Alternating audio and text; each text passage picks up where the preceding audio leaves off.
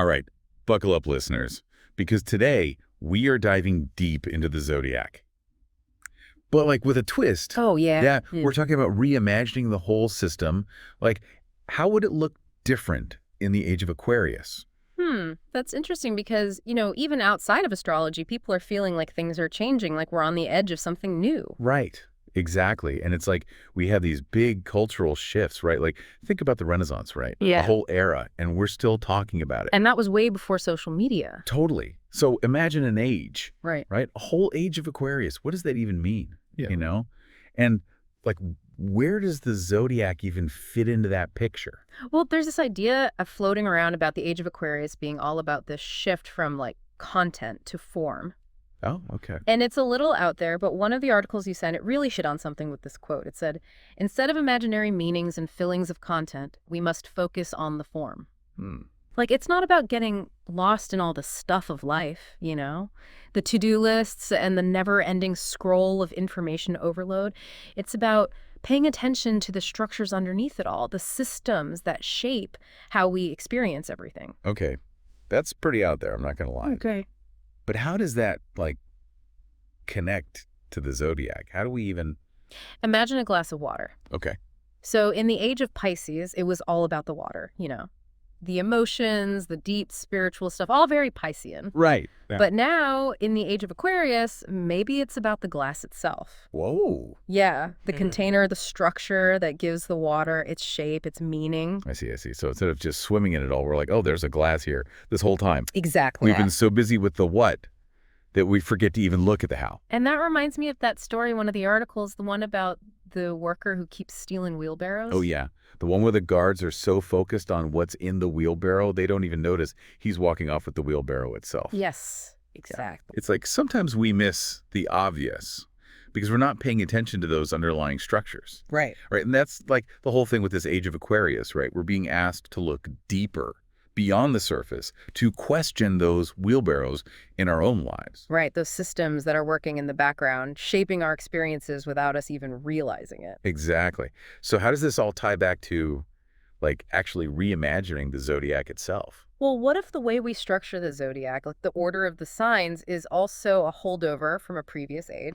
Okay, I'm listening. Like, what if the order we're used to, the Aries to Pisces, is like an old wheelbarrow we've been using without really thinking about it? Okay, I like where this is going. One of those articles you sent had this really interesting idea about starting the zodiac with Leo and ending with Cancer. Oh, wow. Okay, so instead of going Aries, Taurus, Gemini, we're jumping right to Leo. Yeah. That's a pretty big leap. Right. It's like starting a book from the middle outward, but it makes a weird kind of sense. Yeah.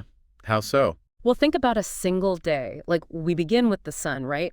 Sunrise, all that fiery energy. Yeah, makes sense. Which is so Leo, outward expression, action, all of that. And then as the day progresses, we shift into, like, the moon's energy. Right, more introspective, chill. Exactly. And we end with the stillness of night, which is total Cancer vibes, that watery, nurturing energy. Okay, so instead of this straight line from Aries to Pisces, it's like a circle, a cycle. Exactly. Mirroring these natural rhythms that we all experience. That's actually really cool. But doesn't that, like, throw off all the traditional interpretations? Like, what happens to all the horoscopes and stuff? It adds a whole other layer to it. Remember how we were talking about the Age of Aquarius being about those bigger structures? Yeah, the container versus the content thing. Right. So this Leo-Cancer zodiac, it really emphasizes the axis between, Leo and Aquarius. Oh, interesting. And that axis, that's all about this tension between the individual and society. Right, like finding your place in the world. Exactly. It's about those two forces within ourselves that drive to express yourself, be your own person, which is very Leo, and then how that interacts with the bigger picture, the systems, the communities, all very Aquarian. So instead of just focusing on me, myself, and I, which I feel like is very Aries, it's like, how does me fit into the we? Exactly. And this framework suggests that's going to be a big theme in the Age of Aquarius, understanding that dynamic. Very Age of Aquarius indeed. This whole thing about restructuring the zodiac, starting with Leo, ending with Cancer, it actually reminds me of something. Oh, yeah. What's that? Have you ever heard of Joseph Campbell's hero's journey? Of course. That universal story structure he found in myths across cultures? Yes. Like, it's a blueprint for, like, the human experience. Totally. Every story deep down follows that same arc. Exactly. And what's wild is how well those 12 stages of the hero's journey seem to line up with the 12 signs of the zodiac. Oh, interesting. Especially if we're looking at it with this Leo Cancer framework. It's like we're hardwired to experience life as this grand adventure. It is kind of uncanny how neatly they seem to map onto each other. Want to take a closer look? Oh, absolutely. Let's embark on this zodiac quest, starting with our brave Lionheart Leo. So we're kicking off our hero's journey with Leo, right?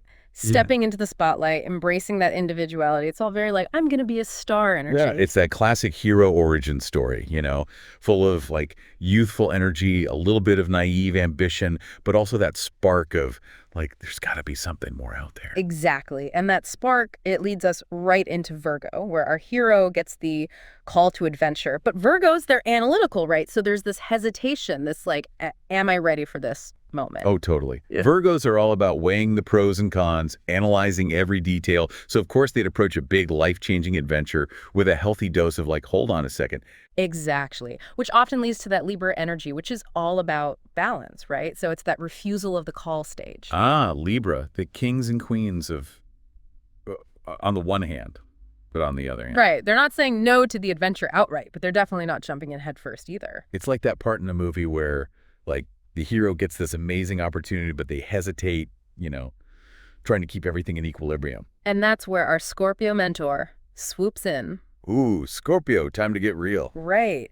Scorpios are all about facing those shadows, diving deep into those emotional depths.